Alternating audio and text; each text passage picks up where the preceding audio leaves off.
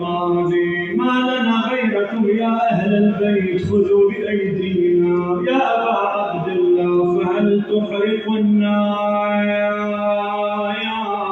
عينا بكت، فهل تحرق النار عينا بكت لرزء القتيل بسيف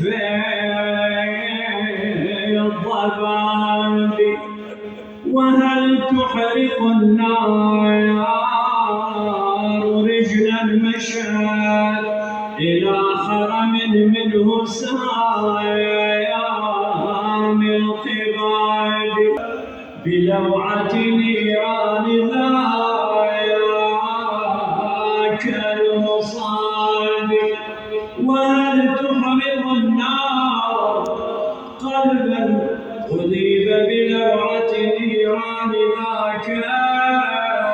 نعم أبا عبد الله، سيدي يا حسين، يوم القيامة نظرة منك يا سيدي بحق أمك الزهراء، بحق أبيك علي، بحق جدك رسول الله، بحق دمك الذي سال على أرض كربلاء، انظر إلينا يوم القيامة يا حسين، نظرا إلى كربلاء ننتقل بعقولنا نشوف الحسين عليه السلام وهو ممدد على الثرى، وتسمعه أخته زينب ينادي وحق جدي إني عطشان، وحق جدي إني ظمآن، شيعتي نصف العذاب، زوروا ضيعي بعد قتلي واكسروني،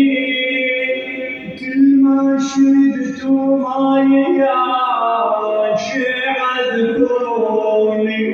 وكل ما شربت ماي يا شيعة أول ما واحد الأنصاب من قبل الفجيعة، لكن صابي ما جرى مثله يا شيعة يا شيعة، شفت أحد ذبحه على صدر رضيعة، وعلى صدر رضيعة، عطشان في طول العدا بسهم المنية، والعزاء كل العزاء لسيدتنا زينب عليه السلام التي بقيت أسيرة وحيدة بعد مقتل إخوتها. أنا غريب